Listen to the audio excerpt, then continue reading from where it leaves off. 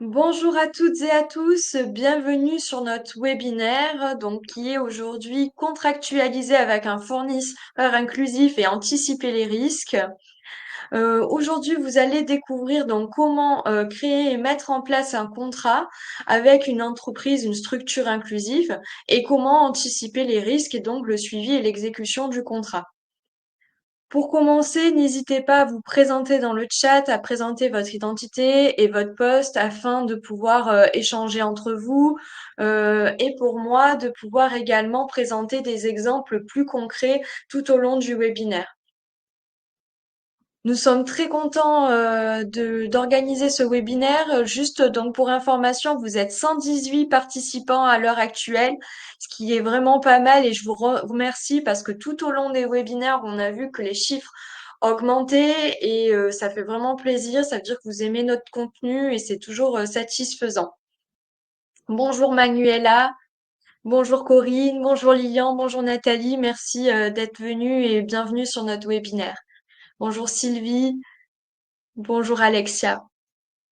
Alors on a beaucoup de sujets à échanger aujourd'hui. Ça va être encore beaucoup d'informations. Donc je vais pas tarder après à continuer. Je vais laisser encore deux, 3 minutes pour les participants qui vont arriver. Donc on est maintenant 125 participants, donc ça ne fait qu'augmenter. Donc on va attendre encore 2 minutes et puis je commencerai rapidement le sujet parce que 40 minutes ça passe très très vite. Bonjour Patrice, bonjour Elodie, bonjour Abacar, bonjour Lydia. Toujours un plaisir de vous voir sur nos webinaires, Lydia. Virginie, bonjour Virginie. Bonjour Lucie, bonjour Sounia, bonjour Michael.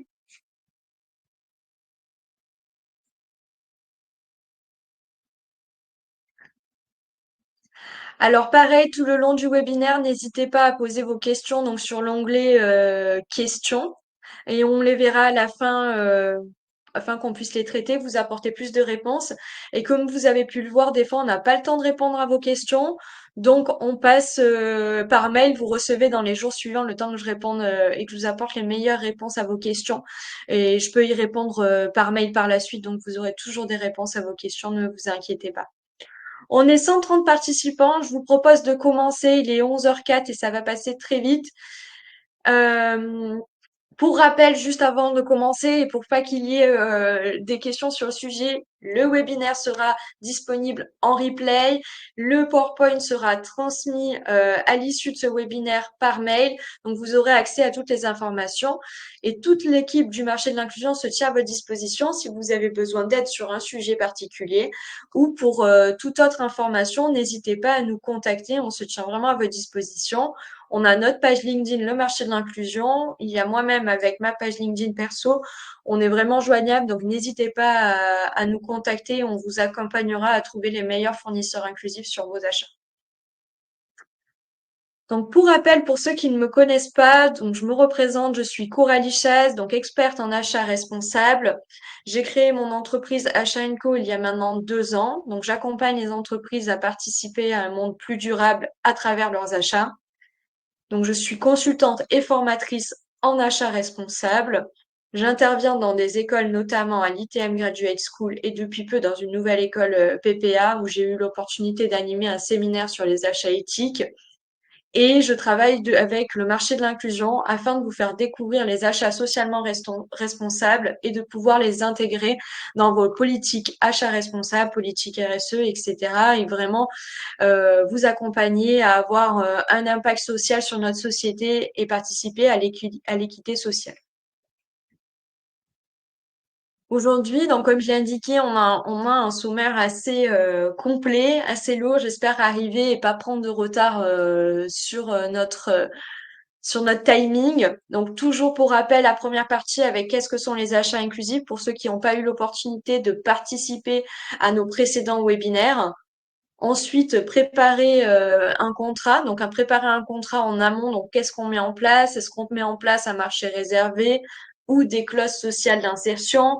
Comment on les mène? Quels sont les points de vigilance où il faut faire attention? Et ensuite, donc, proposer des outils de suivi à vos prescripteurs, donc pour qu'ils suivent l'exécution du marché et qu'il n'y ait pas de problème justement et qu'on anticipe les risques sur l'exécution du marché. Car il ne faut pas oublier quand même que les structures inclusives, c'est des structures récentes qui sont en train de mettre en place des process. Il y en a d'autres qui ont des process déjà bien mis en place, mais c'est pas le cas de tout le monde. Donc, il faut bien aussi travailler sur l'exécution du contrat. Mettre en place donc des indicateurs de suivi pour que vous puissiez améliorer et avoir une amélioration continue sur votre segment d'achat. Ensuite, vous aurez donc la présentation de l'outil des achats inclusifs. L'objectif, c'est de vous accompagner à rechercher des fournisseurs inclusifs pour que vous puissiez les mettre facilement en place dans votre stratégie achat. Et puis, on prendra 5-10 minutes, je pense que ce sera 5 minutes, mais on décalera, comme on a l'habitude de faire, de questions-réponses pour vous accompagner sur votre stratégie achat inclusif. Super. On va pouvoir commencer. On est maintenant 142, donc on va pouvoir commencer. N'hésitez pas à échanger entre vous dans le chat, c'est toujours bien, à échanger des données et à poser vos questions dans l'onglet questions. Donc, qu'est-ce que sont les achats inclusifs? Donc, pour rappel, les achats inclusifs, c'est les achats réalisés auprès de structures favorisant le retour à l'emploi. Des personnes qui en sont éloignées. Qui sont ces personnes? Donc, on a les jeunes de moins de 26 ans en difficulté, qui ont rencontré des difficultés au niveau de leur vie et qui rencontrent des difficultés au niveau professionnel. Les travailleurs handicapés, les personnes qui ont eu malheureusement un handicap à la naissance ou durant leur vie également, un accident de travail, un accident de vie. Les chômeurs de longue durée, donc ça peut être des personnes qui ont perdu leur emploi et qui n'arrivent pas à retrouver un emploi, soit qui ont changé également de domaine, et des personnes bénéficiaires des minima sociaux, donc des aides, les RSA, etc. On a d'autres personnes, on a choisi enfin, on a sélectionné 4 profils types, mais bien sûr qu'il y a d'autres personnes et on compte énormément de personnes éloignées de l'emploi. On en compte aujourd'hui 2,9 millions de personnes, donc ce qui reste quand même pas mal. On a seulement 22% des entreprises qui intègrent des travailleurs handicapés. Donc, ce qui reste très peu quand on voit le nombre d'entreprises en France qu'il existe, c'est vraiment très, très peu. Aujourd'hui, ce que vous propose le marché de l'inclusion, c'est plus de 6500 fournisseurs inclusifs certifiés et labellisés par l'État. La base de données du marché de l'inclusion, ça a été certifié par l'État. Toutes les structures sont certifiées. Et donc 6500 fournisseurs sur plus de 150 secteurs d'activité. Donc c'est vraiment divers et varié. Je vous montrerai par la suite comment ça fonctionne, mais je vous invite à aller voir comment ça se passe pour que vous puissiez voir s'il y a des fournisseurs inclusifs qui pourront répondre à votre besoin. Les défis de demain, donc effectivement, les achats inclusifs deviennent de plus en plus importants. On souhaite participer donc à la lutte contre le chômage, qui est de plus en plus important avec l'inflation qu'on a vécue ces 2 dernières années, même voire plus. Donc on a une vraie problématique sur lutter contre le chômage, la pauvreté qui ne cesse d'augmenter et l'exclusion sociale. C'est également développer l'économie des structures inclusives, c'est ce que je disais. Il y en a qui commencent depuis peu, il va en avoir de plus en plus, parce qu'on voit qu'il y a seulement 22% des entreprises qui intègrent des travailleurs handicapés. Donc il y a des structures qui se mettent en place. Et donc c'est également participer au développement de leur économie. Et comme je le disais, ce qu'on va voir après avec les outils, c'est aussi développer des structures et des méthodologies pour les accompagner à ce qu'elles s'améliorent. Ensuite, c'est également participer au plan France Relance. Je rappelle, donc le plan France Relance, c'est réindustrialiser notre pays, la France, afin qu'on réindustrialise et qu'on importe un peu moins, sachant qu'on est un pays qui importe énormément. Et donc de recréer de l'économie et de l'activité au sein de notre pays. Et le dernier défi de demain, donc c'est surtout sur le plan national des achats durables. Donc il y a beaucoup d'entreprises publiques qui sont concernées, mais également les entreprises privées parce que ça découle en fait de la loi climat et résilience. Et donc, l'objectif de demain, c'est de répondre aux exigences du plan national des achats durables, qui est d'avoir 30% de considération sociale dans ces appels d'offres. Donc, que ça soit marché réservé, critères d'attribution, il faut 30% de critères sociaux de critères sociaux, de considérations sociales dans vos consultations pour l'année 2026. Donc c'est demain, entre guillemets, parce que ça passe très vite. Est-ce que vous avez des questions à ce moment de la consultation, de ce webinaire, pardon, excusez-moi, je me monte dans le sujet.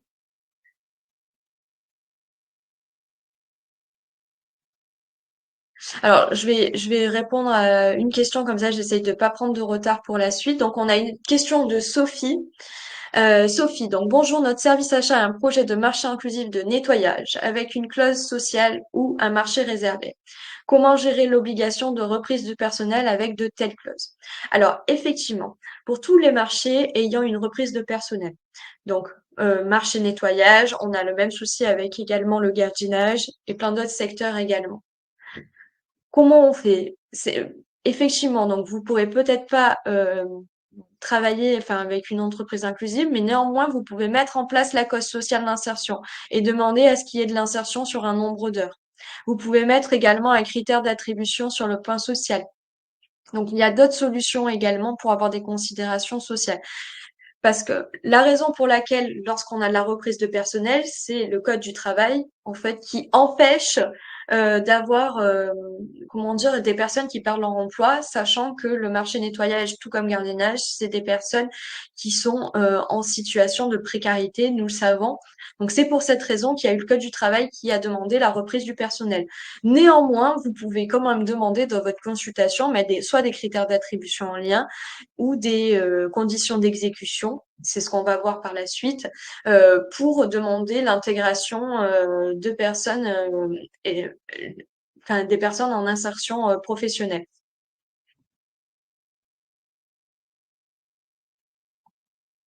J'espère avoir répondu à votre question. Je vois que dans hop, l'onglet questions, on a une question de Richard. Donc, Richard, pouvez-vous nous mettre le lien sur la nouvelle loi de minima d'achat inclusif 30% à partir de 2026 dont vous venez de parler? Merci beaucoup. Alors, il y a l'équipe Mehdi et Abdes qui sont dans le chat. Je laisse mettre le lien donc du plan national des achats durables dans le chat avec les considérations sociales. Mais vous allez la voir ou sinon vous n'hésitez pas à nous remettre la question et on vous l'enverra dans le mail suite au webinaire. Alors, comment on prépare notre contrat pour effectuer des achats inclusifs, des achats socialement responsables? Donc, on a les clauses d'insertion. Ça, c'est une possibilité. La clause d'insertion, qu'est-ce que c'est? Ça permet d'imposer aux soumissionnaires de faire appel à des personnes éloignées de l'emploi pour un certain nombre d'heures. Donc, ce que je disais tout à l'heure quand j'ai répondu à la question, on peut ne pas avoir un marché réservé aux structures de l'inclusion, mais par contre, vous pouvez imposer aux fournisseurs qu'ils fassent appel pour un nombre d'heures à un secteur de l'insertion, ce qui peut être possible. Donc, il y a trois solutions. Soit il a des personnes en situation d'insertion professionnelle dans son entreprise, donc c'est de l'emploi direct. La seconde possibilité, c'est que une entreprise inclusive, une structure inclusive mette à disposition certains employés dans le cadre de ce marché afin que votre soumissionnaire puisse atteindre le nombre d'heures souhaitées au niveau de l'insertion professionnelle. Donc, ça sera un nombre de personnes clairement défini avec un nombre d'heures défini dans le cadre de ce marché et c'est donc une mise à disposition. Et le dernier choix, ce qui peut être également possible, c'est de faire de la sous-traitance et co-traitance. Donc, d'avoir un sous-traitant, donc travailler avec une structure inclusive qui travaille en sous-traitance pour une entreprise, on va dire, standard. Comment on rédige une clause sociale? Donc, beaucoup d'informations, effectivement. Euh, donc, la première chose, c'est que vous pouvez vous faire aider d'un facilitateur. Facilitateurs, ils sont là pour vous aider à rédiger les clauses sociales. Donc, ils peuvent vous aider à définir toutes les clauses que vous pouvez intégrer dans votre contrat. Notamment, donc, le périmètre de l'action à réaliser. Quel est donc le périmètre? Quel est l'objet de votre contrat? Quelles vont être les prestations à réaliser? Quelles sont vos attentes? Les profils de public éligibles. Est-ce que vous souhaitez plutôt des personnes en insertion éloignées de l'emploi? Est-ce que vous souhaitez par rapport à des jeunes, des seniors, des personnes en situation de handicap? Est-ce que vous avez une stratégie au niveau des profils de public éligibles ou est-ce que vous acceptez tous les profils et à ce moment-là, vous les identifiez? Le volume d'heures d'insertion que vous souhaitez à la charge du titulaire, donc X heures que vous souhaitez donc en volume d'heures d'insertion. Si vous avez un recours au facilitateur, à un facilitateur, mettez ses coordonnées aussi parce qu'il fait partie du contrat et c'est en tripartite. Donc, vous mettez ses coordonnées car il va vous aider à suivre et contrôler le marché, mais également c'est lui qui vous a aidé à rédiger ces clauses. Également, vous pouvez mettre toutes les modalités de suivi et de contrôle. Donc, suivi, on a tout ce qui est réunion, contrôle, est-ce que vous allez faire un contrôle qualité des prestations? Est-ce que vous allez contrôler le nombre d'heures qui a été effectué? Comment vous le souhaitez? Est-ce que vous voulez du reporting, etc. Et le dernier point, c'est les modalités de calcul des pénalités. Par la suite, je vais vous présenter des pénalités type, bien sûr. Il n'y a pas que celle-ci. J'ai essayé de prendre quelques exemples concrets pour que vous puissiez les appliquer facilement dans vos contrats. Mais on vous demande que ça, que d'alimenter. Donc, n'hésitez pas également à partager vos expériences dans le chat. La deuxième possibilité, donc on a parlé des clauses sociales d'insertion, on a également les marchés réservés. Vous pouvez, après avoir effectué votre étude de marché, votre analyse du besoin, vous dire, je souhaite réserver ce marché aux structures inclusives. J'ai remarqué que dans le sourcing, il y avait un nombre important de structures inclusives pouvant répondre à notre consultation, donc je souhaite le réserver, ce qui est possible. Donc, on a la possibilité donc de mettre en place 4 types de contrats. Donc, le premier, contrat réservé aux entreprises adaptées, EA, ou aux ESAT. Ensuite, on a également les contrats réservés aux SIAE, donc structures d'insertion par l'activité économique. Le troisième, qui existe depuis peu, donc c'est les contrats réservés aux entreprises implantées en établissement pénitentiaire, afin qu'ils puissent avoir accès à une activité, puis qu'ils puissent avoir une activité professionnelle et peu à peu à se réintégrer également à la société. Le dernier, c'est les contrats réservés aux entreprises de l'économie sociale et solidaire, les ESS. Le conseil, donc c'est ce que je vous ai dit en préambule, c'est avant de mettre en place un marché réservé, je vous conseille donc de réaliser un sourcing, une étude de marché et voir vraiment s'il y a la possibilité de réserver votre marché. Pourquoi? Afin qu'en fait, ça ne soit pas infructueux et que vous ayez à relancer une consultation de nouveau et donc repasser du temps à publier votre consultation, à refaire un sourcing avec des entreprises standards, entre guillemets. Euh, donc ça, c'est pour les marchés réservés. Pareil, pour les marchés réservés, vous pouvez vous faire accompagner d'un facilitateur. Donc n'hésitez pas, ils sont là pour ça, ils peuvent vous aiguiller sur comment rédiger votre marché réservé. Donc pareil que la clause sociale d'insertion, on a quelques, on va dire, clauses similaires. Donc il faudra indiquer dans votre marché réservé le public visé par l'insertion. Donc pareil, quel type de personnes? Est-ce que vous souhaitez que ce soit plutôt des ESAT? Est-ce que c'est des personnes en situation de handicap, des jeunes, des seniors, des personnes qui sont dans un centre pénitentiaire, etc. Le statut des bénéficiaires lors de la mise en œuvre du dispositif. Donc, quel est le statut? Est-ce qu'ils ont un CDI? Est-ce qu'ils ont une évolution? Est-ce qu'ils sont en CDD? Est-ce qu'ils vont évoluer? Est-ce qu'à la fin, il faut qu'ils aient un CDI définitif? Le niveau d'exigence que vous recherchez dans cette consultation, la qualité que vous recherchez, la durée souhaitée du dispositif, tout ce qui est également élément de planification. Donc là, on peut, par exemple, les planifications, c'est tout pour ce qui est pour les marchés de travaux. Et la durée souhaitée du dispositif, vous pouvez dire, bah, c'est toute la durée de votre contrat, en fait. Les objectifs à atteindre sur le plan qualitatif. Donc, quels sont les objectifs? Est-ce que vous avez déterminé, par exemple, bah, avoir 90% de satisfaction de vos clients internes, avoir avoir des délais de livraison respectés à 100%, 95%, etc.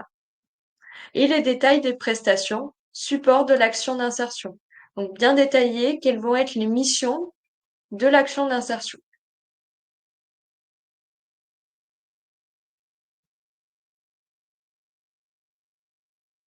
Ensuite, je vous ai mis donc les conditions d'exécution.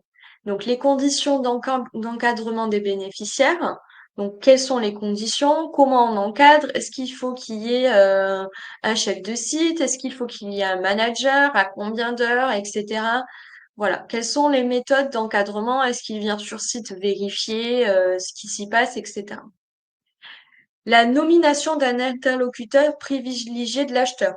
Qu'en cas de problème, vous ayez en fait une personne auprès de votre structure qui soit là pour répondre à votre problème et d'éviter en fait la dispersion de différentes informations. Donc demandez, j'ai mis éventuel, mais pour moi il me semble important quand même que vous ayez une personne, un interlocuteur privilégié pour le suivi et l'exécution de votre contrat.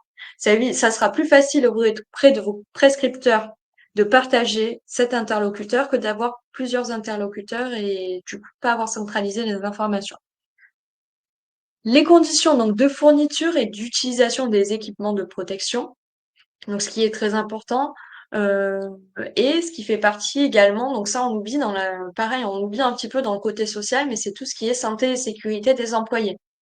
Donc si vous êtes sur des secteurs, pareil, je reparle des travaux, mais qui est un secteur quand même où il y a beaucoup de risques d'accidents, c'est important d'indiquer les fournitures et l'utilisation des équipements de protection ou d'indiquer vos règles de sécurité de votre entreprise, ce qu'ils doivent respecter. Les conditions de suivi de l'exécution, le reporting, donc là on est vraiment sur est-ce qu'il va avoir un contrôle qualité, est-ce qu'il va avoir l'intervention de l'encadrement, est-ce qu'on va avoir une évaluation, etc. Et ensuite, les conditions de mise à disposition d'un accompagnement. Donc, c'est tout ce qui est facilitateur. Donc, indiquer si vous avez été accompagné, quelles sont ses coordonnées et comment on peut le contacter ou est-ce qu'on peut, comment il peut nous aider.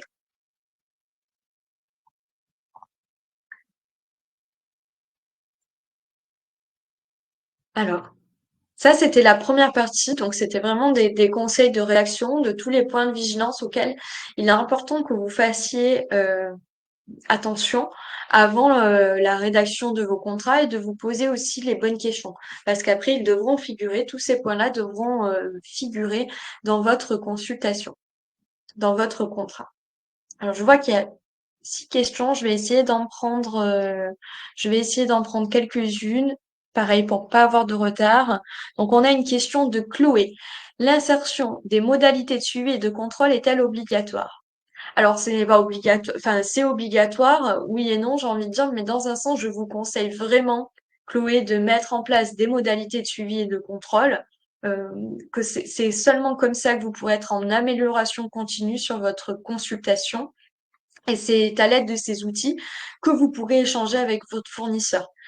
Sans outils de suivi et de contrôle, vous ne pourrez pas avoir de reporting et donc pas de valorisation également de vos achats et vous ne pourrez pas avoir de retour de comment se passent vos achats.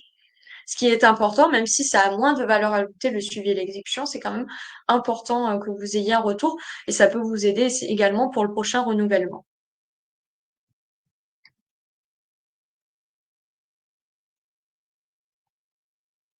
Sophie, nous rencontrons également des difficultés concernant l'encadrement des personnes en situation de handicap. Alors effectivement, après je sais pas si ça a été mis en place ou pas, je ne sais pas du tout.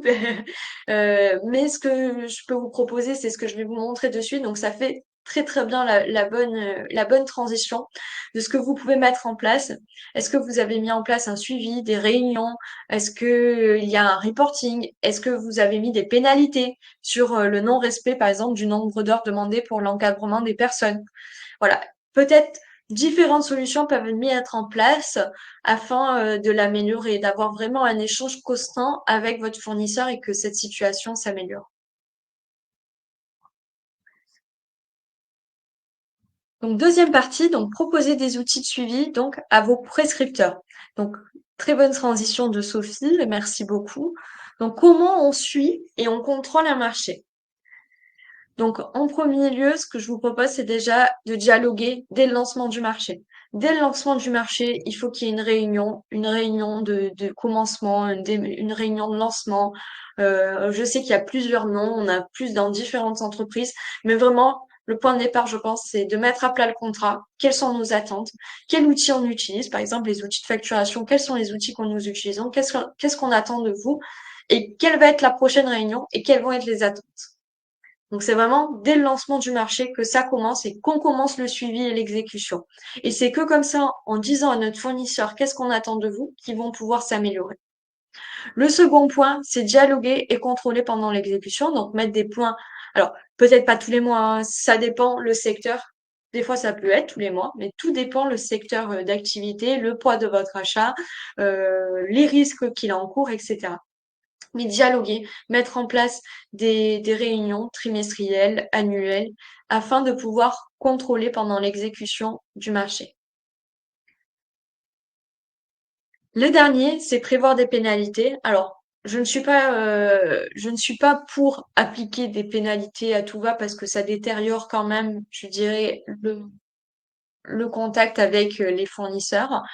Mais c'est quand même bien d'avoir une solution de recours sur lequel se retourner lorsque le contrat n'est pas respecté, qu'on voit que ça dure, qu'on n'en peut plus, que ça fait une pression, qu'on a une pression de la direction.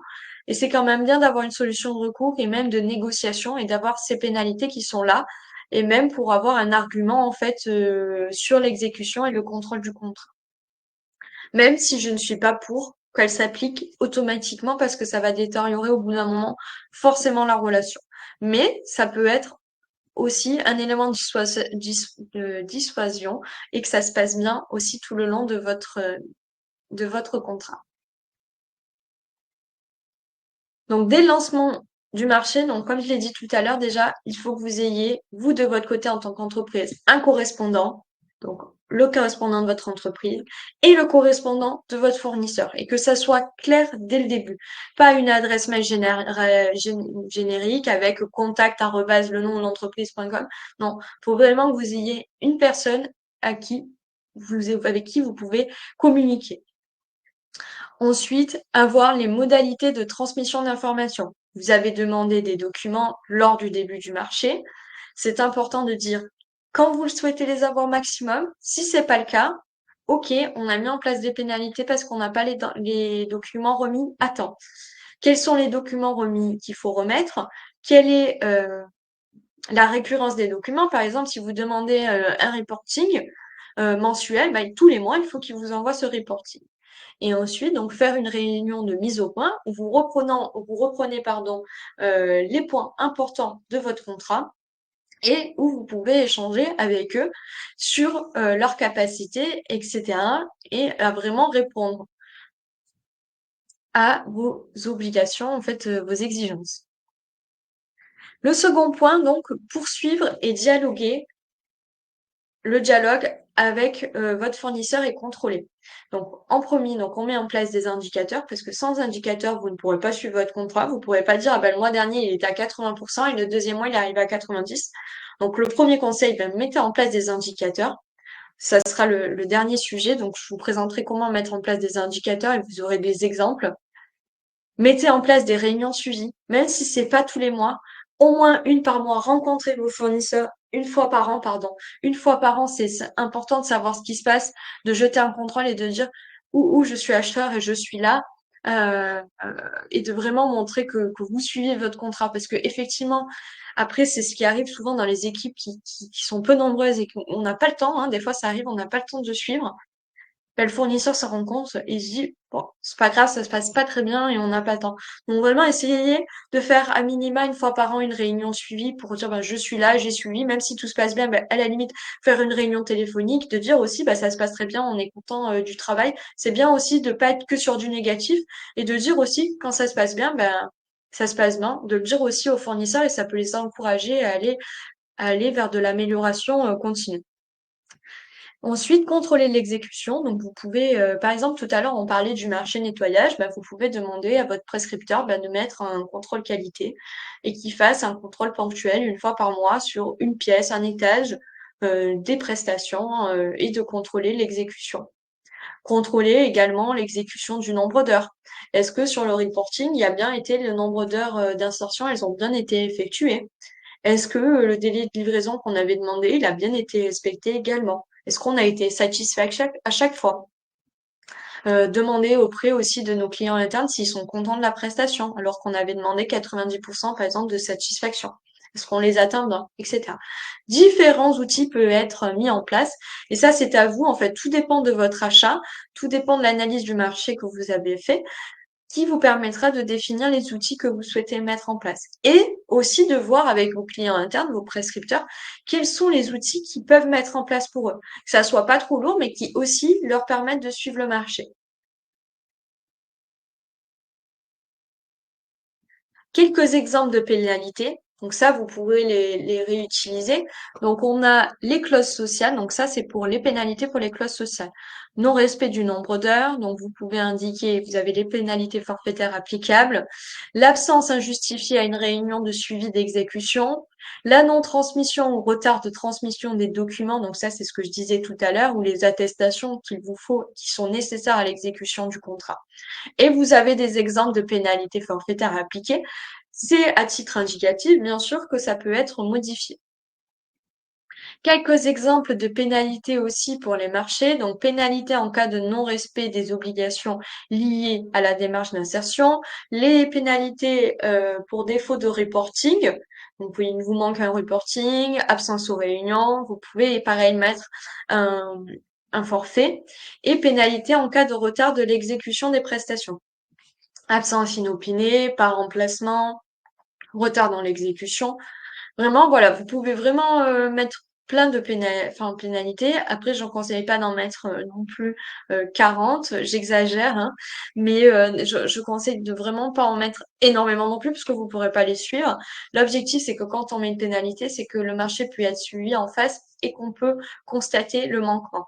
Si on n'a pas le temps de mettre du manquement, ça sert à rien non plus de mettre une liste de pénalités qui seront inapplicables et dont on n'utilisera pas. Mais quand même en mettre pour avoir des arguments de négociation en cas de litige. On va terminer donc sur mettre en place des indicateurs. Comment on choisit des indicateurs pertinents? Donc, la première chose, elle doit être liée aux spécificités, pardon, de votre activité.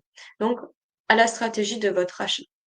Le conseil, c'est 3 à 5 indicateurs maximum pour que vous ayez le temps de les mesurer et de réaliser un suivi. Si vous n'avez pas le temps de réaliser un suivi, honnêtement, ça ne sera pas pertinent et en plus, vous avez la pression parce que vous aurez vos 3 à 5 indicateurs et qui vous auront rien apporté. Donc vraiment, je vous conseille pas plus, vraiment pas plus parce que si vous en avez trop, ça sera seulement sur un contrat et après, vous aurez les autres indicateurs à suivre également. Votre objectif, il doit être SMART, donc spécifique, mesurable, atteignable, réaliste. Hein. Il faut qu'il soit pas à côté de votre achat et temporel. Donc, il doit être défini dans le temps. Et il faut qu'il soit, donc ce qu'on a dit précédemment, atteignable pour votre fournisseur. Donc, il faut que ce soit des indicateurs vraiment spécifiques, mesurables, atteignables, réalistes et temporels. Ici, je vous ai mis quelques exemples d'indicateurs. Pareil, la liste, j'ai essayé de vous en donner 5 pour que vous puissiez les utiliser, mais il y en a énormément. Je ne pouvais pas vous mettre tout, hein, forcément, mais il y en a énormément parce qu'il faut qu'ils soient donc liés à votre achat. Donc, à vous de voir après ce que vous souhaitez mettre en place. Donc, par exemple, le délai moyen d'exécution, le taux de non-qualité, si vous êtes sur, par exemple, des prestations où vous pouvez évaluer la qualité, les prestations aussi de fabrication, le taux de conformité fournisseur, hein. Donc, combien de fois le fournisseur a respecté le contrat, c'est ça le taux de conformité. Le niveau de satisfaction des utilisateurs. Par exemple, je reprends mon exemple de nettoyage, mais vous avez peut-être aussi de vos prescripteurs et le nombre de litiges que vous avez eu avec ce fournisseur. Donc ça, c'était tous les petits indicateurs. La liste, elle est non exhaustive, bien sûr qu'il y en a d'autres et n'hésitez pas si vous en avez d'autres à les partager dans le chat. Il est 36, il nous reste 10 minutes. Je vais faire la petite démo donc maintenant du marché de l'inclusion. Pour rappel, donc il y a les JO 2024 aussi. Donc suite à la démo, si vous avez des achats à effectuer pour les JO, même si je pense que c'est très, maintenant c'est très rapide là, n'hésitez pas à les publier ou à publier vos prochains achats dessus. Alors je vais vous partager mon écran. N'hésitez pas à me dire si vous le voyez. Hop. Est-ce que c'est bon? Est-ce que vous voyez mon écran?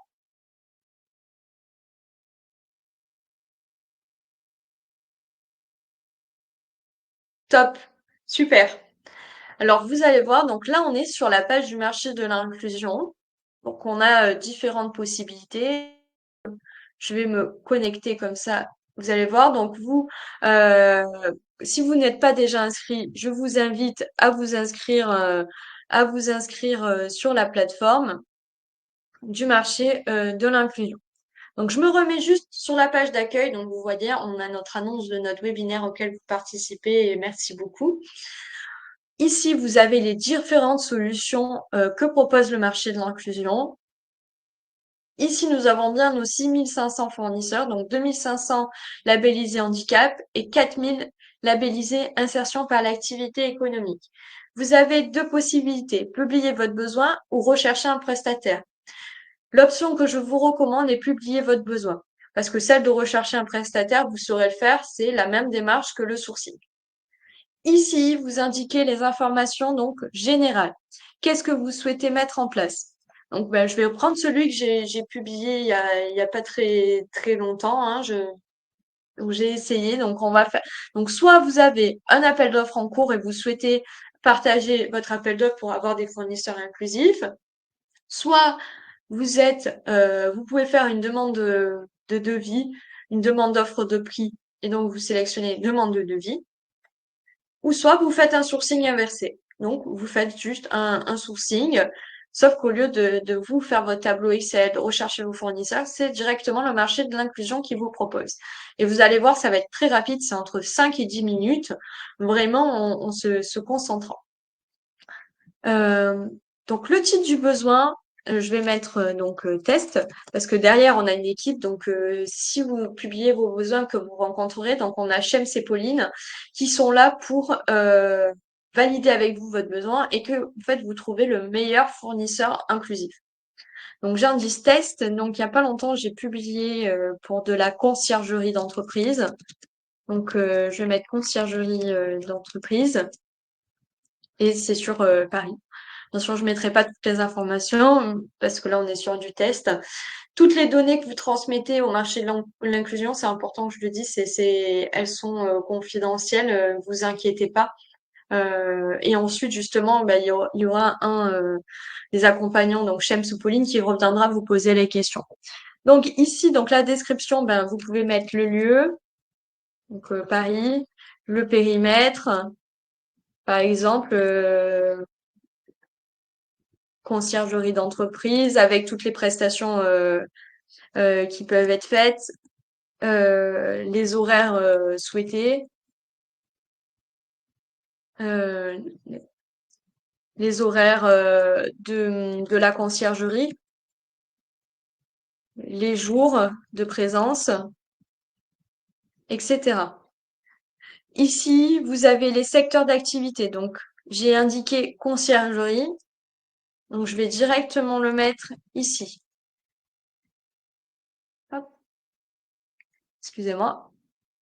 Voilà. Et pour rappel, on a 150 secteurs d'activité. Je vais quand même vous les montrer, même si j'ai sélectionné. Ah, je vais réinitialiser la sélection. Et ici, vous pouvez voir espaces verts, médicaux, entretien du linge, sécurité, prévention, agroalimentaire, donc tout ce qui est traiteur, hygiène et propreté. Donc, on a effectivement le nettoyage, les bâtiments, travaux publics. On en a pas mal aussi sur les parties travaux. Les assistants générales et administratives, prestations informatiques.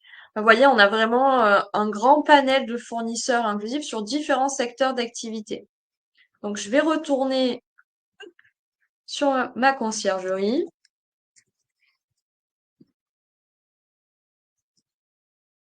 et resélectionner. OK. Le lieu d'intervention, donc je l'ai dit que c'était sur Paris, donc dans le 75. Ici, vous avez une case en fait qui indique est-ce que votre fournisseur, vous souhaitez qu'il puisse intervenir sur sur la France entière? Est-ce qu'il est en mesure d'intervenir sur la France entière?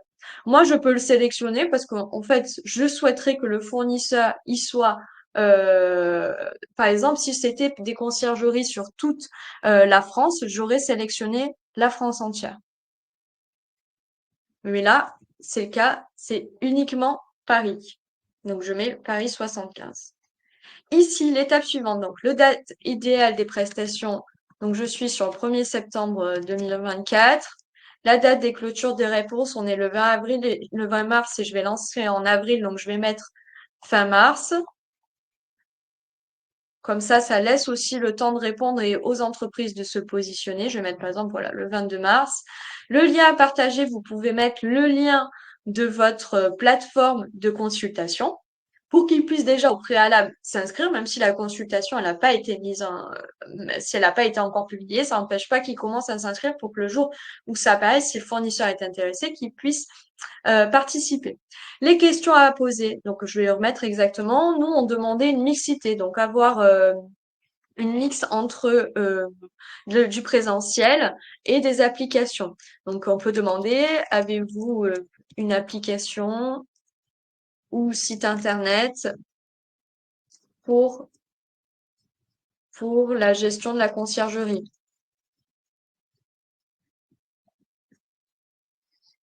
En réalité, j'ai deux sites.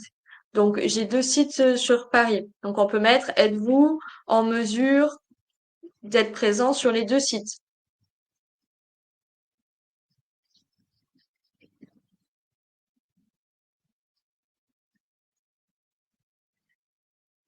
etc. Donc voilà, là j'ai ajouté mes deux questions. Ici, vous avez le montant estimé de votre besoin. Moi, je vous conseille de le mettre. De toute manière, si c'est une consultation publique, il sera publié parce que sur les accords cadres, on est obligatoire. Et je trouve ça intéressant car ça permet aussi de valoriser votre achat dans un premier lieu. Donc ici, je suis entre 250 000 et 500 000 euros. Donc, on peut voir votre achat permet de contribuer et financer 68 emplois inclusifs durant un mois. Donc ça va vous permettre de valoriser votre stratégie inclusive. Et ensuite, vous avez la possibilité de partager ou non ce montant au prestataire inclusif recevant mon besoin. Moi, je l'indique parce que ça permet quand même aux fournisseurs aussi de savoir sur quoi ils se positionnent et de créer de l'attraction sur notre achat aussi. Comment on souhaite donc être contacté par les fournisseurs? Donc par mail et par téléphone. Étape suivante, la dernière étape. Donc si le marché de l'inclusion n'existait pas, auriez-vous consulté des prestataires inclusifs pour ce besoin? Donc on aurait mis non, parce que c'est suite à la présentation que vous aviez connu la plateforme. Et ensuite, on clique sur aperçu avant publication. Et ici, vous avez votre récapitulatif de votre besoin. Et ensuite, vous cliquez sur publier et diffuser. Sur le marché de l'inclusion, j'ai juste envie de montrer également que vous pouvez rechercher un prestataire. Et ici, il y a un nouvel onglet, on peut chercher par mots-clés. C'est un nouveau onglet qui est sorti il n'y a pas longtemps. Et juste pour vous montrer, j'ai cliqué un fournisseur au hasard, juste pour vous montrer que le marché de l'inclusion, il permet, donc je vous partage l'onglet, la siège social. On a toutes les données des entreprises inclusives. Elles sont présentes directement sur le marché de l'inclusion. C'est l'annuaire des entreprises. Donc, on a accès à toutes les informations de l'entreprise, les justificatifs, les dirigeants, les données financières, etc. Hop. Donc ça, c'était la petite démo. Donc, le marché de l'inclusion qui est une plateforme de mise en relation entre votre besoin et les structures inclusives.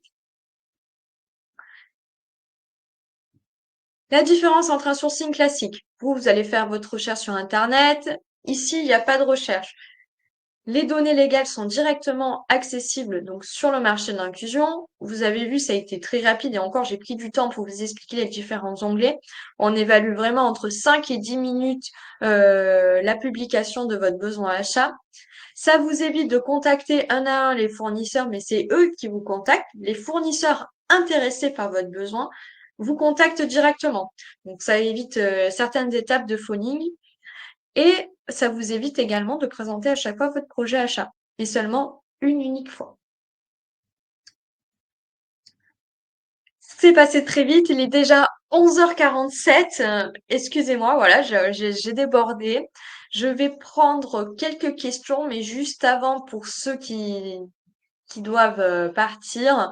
Donc, 3 prochains webinaires. Donc, on a celui du 5 mars où on détaillera encore plus donc les indicateurs que vous pouvez mettre en place pour vos achats inclusifs. Le 19 mars sur comment valoriser vos achats inclusifs auprès de vos parties prenantes. Et le 2 avril, le dernier de la série des webinaires, sera une interview avec une entreprise partenaire du marché de l'inclusion. Si certains peuvent encore rester, je propose de répondre aux questions. On va dire, on va se laisser un petit peu de temps. Je vais essayer de répondre au plus de questions possible. On va se dire jusqu'à midi maximum. Je vais essayer de répondre aux questions qui ont été posées. Donc, Emma, bonjour. Comment suivre la dépendance économique financière de façon efficiente et quelles sont les actions à mettre en œuvre en cas de dépendance? Alors, très bonne question. Dépendance des fournisseurs. Alors, suivre son chiffre d'affaires achat. Donc, vous avez déjà, vous, votre dépense achat. Suivre son chiffre d'affaires et voir par rapport au pourcentage. Après, on m'a dit, j'ai échangé avec des professionnels achats et on m'a dit tout fournisseur est dépendant de toute manière parce que sans votre prestation, il ne pourra pas vivre. Donc, du moment qu'on effectue achat, même si un achat, il y a toujours une dépendance quoi qu'il en soit. Mais pour l'éviter, vous pouvez chercher un autre fournisseur. Donc, quelles sont les actions à mettre en œuvre? Rechercher un nouveau fournisseur, allotir, segmenter et essayer de réduire un petit peu, avoir un fournisseur aussi de recours et essayer de lui lever un petit peu du business de l'activité.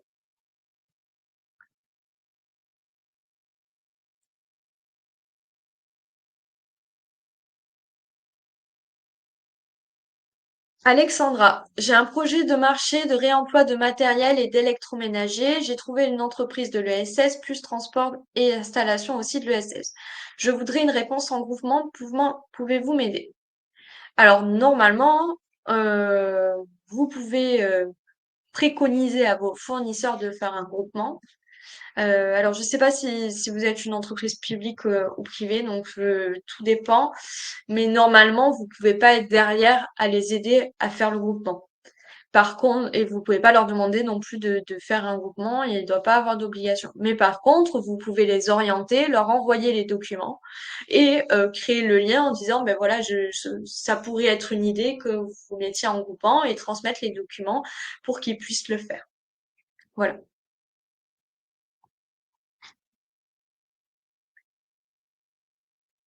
Sandrine, les 2500 pour le handicap ne représentent pas la majorité.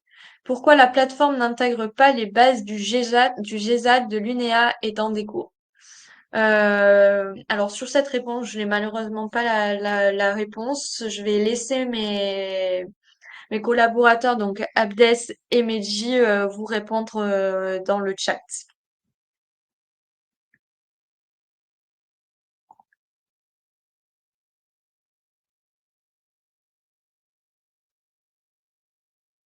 Alors, Michael, vous référencez automatiquement de ce fait toutes les entreprises d'inclusion présentes sur les territoires.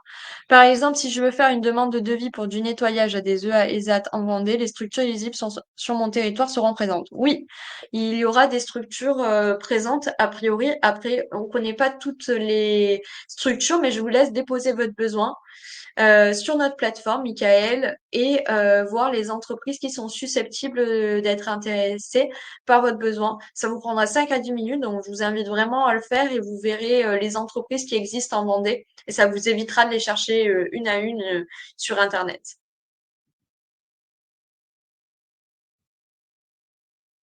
Manuela, les outils de suivi sont une première réponse, mais ne suffisent pas toujours.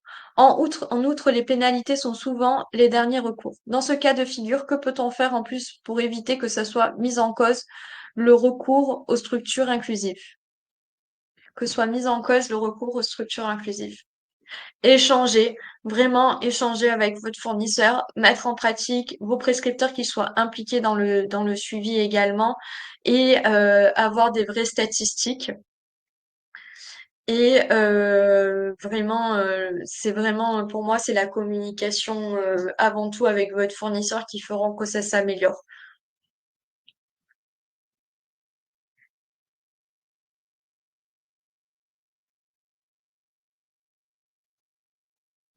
Manuela, pour une grande partie des prescripteurs, ce qui compte davantage, c'est choisir une entreprise qui réalise les prestations correctement et dans le délai prescrit. Je suis d'accord, je suis totalement d'accord avec votre commentaire, effectivement. Après, à eux de voir aussi s'ils veulent participer à l'inclusion et aussi développer l'économie de la France et de participer justement et de toute manière, j'ai envie de vous dire que malheureusement, il faudra qu'il y ait 30% de considération sociale. Donc c'est quand même une volonté politique. Et donc ils auront plus trop le choix et que pour cela, bah, ils devront mettre en place des outils de suivi et de contrôle, même si je sais que parfois ils n'ont pas le temps et je l'entends, mais ils devront suivre, pardon, ils devront suivre le contrat et vous faire du reporting également pour que vous puissiez aussi échanger avec votre fournisseur. Mais c'était une très bonne question et je suis d'accord que ça se passe souvent comme ça. Virginie, nous mettons en place des marchés réservés, mais une seule association se trouve sur le secteur.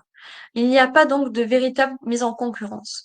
Comment faire pour être certain d'avoir des offres performantes dans ce cas?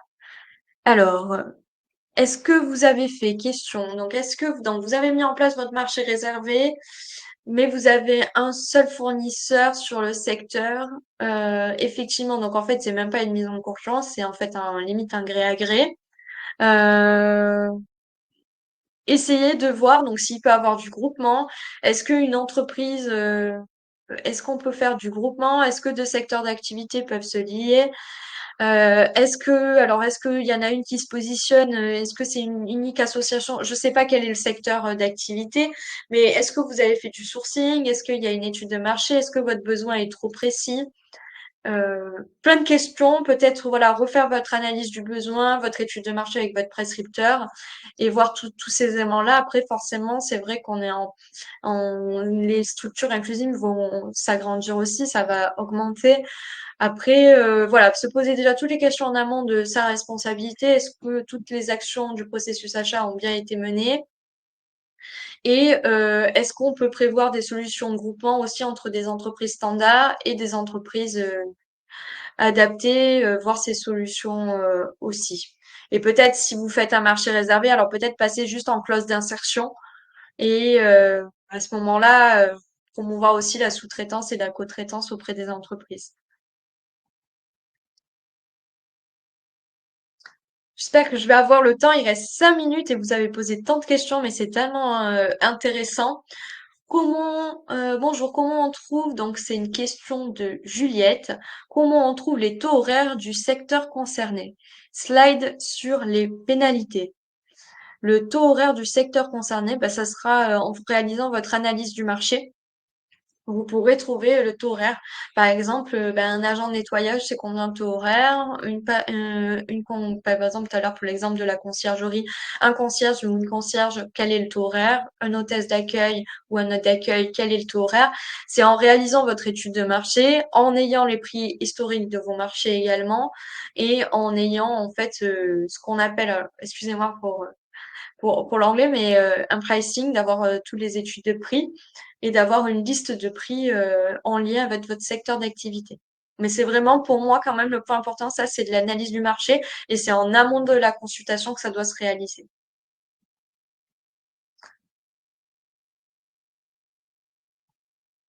Alors, excusez-moi si je prononce pas bien. Prisca, comment appliquer tout cela pour un projet du marché du transport patient?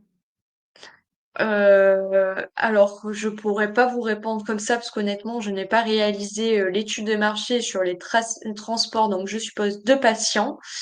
Mais la première étape, analysez votre besoin, analysez votre cahier des charges fonctionnel. Deuxième point, réaliser une analyse du marché, donc du transport. Ça peut être de manière générale, mais après orienter en entonnoir sur du patient. Et regardez, la troisième étape, faire du sourcing. Et je vous invite sur la plateforme du marché de l'inclusion pour trouver des fournisseurs du marché du transport patient. Et à ce moment-là, vous pourrez rédiger votre contrat, reprendre les éléments que nous avons notés et voir qu'est-ce que vous souhaitez mettre en place dans votre contrat, soit en intégrant une clause sociale d'insertion, ou soit, s'il y a beaucoup d'acteurs et de structures inclusives, de mettre en place un marché réservé.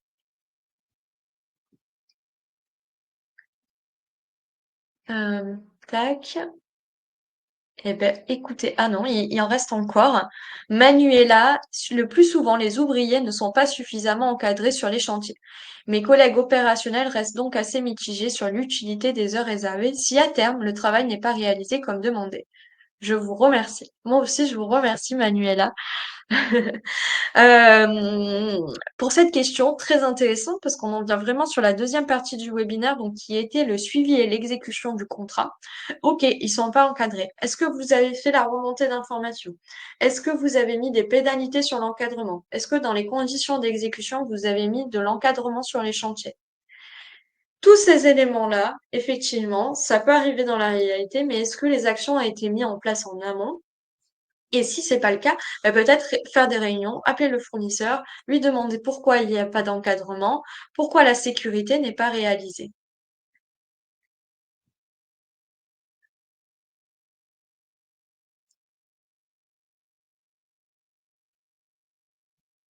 Manuela, comment valoriser davantage la contractualisation avec des structures inclusives auprès des opérationnels? Donc, c'est un peu ce que j'ai répondu tout à l'heure.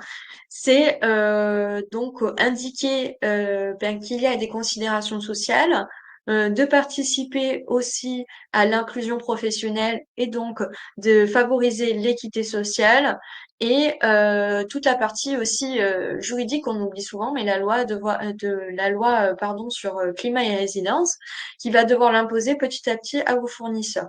Et en plus, et à vos entreprises également, sachant que si vous souhaitez et que votre entreprise est dans une démarche RSE, il est important également de ne pas oublier le pilier social, même si le pilier environnemental, je suis d'accord, il est important, mais souvent au détriment du pilier social.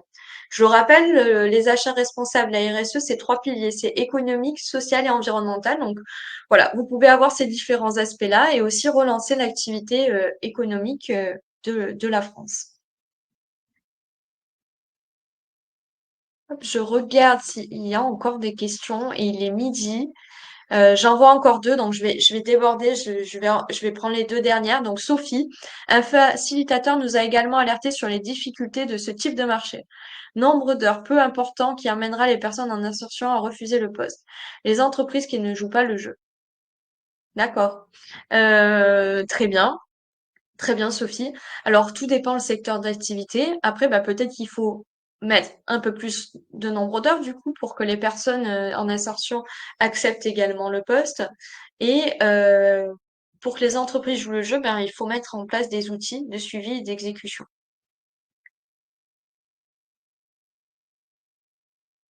Et la dernière d'Alexandra. J'ai un projet de marché de réemploi de matériel électroménager. Il me semble qu'on en a parlé, c'était tout à l'heure sur le groupement, donc essayez d'échanger avec eux pour qu'ils fassent un groupement. Il est midi, c'est passé super vite encore ce webinaire. Je vous remercie à toutes et à tous d'être restés, hein. Vous êtes pas mal à être restés, vous êtes encore 92, donc merci à tous. Je rappelle le lien donc de ce webinaire sera envoyé, sera en replay sur notre plateforme YouTube, le marché de l'inclusion. On publiera un post demain, pareil, pour votre participation. N'hésitez pas entre-temps à nous contacter avec l'équipe du marché de l'inclusion sur notre profil, donc soit la plateforme Le Marché de l'Inclusion sur LinkedIn, n'hésitez pas à nous contacter et n'hésitez pas, on est vraiment là pour vous aider. Notre objectif à tous, c'est de participer à l'équité sociale Donc, vraiment, on reste à votre disposition. Merci à toutes et à tous. Merci pour votre question. Merci pour votre intérêt sur le sujet. C'était vraiment très intéressant d'échanger et d'avoir vos remarques terrain également. Très bonne journée à tous. Merci. À bientôt.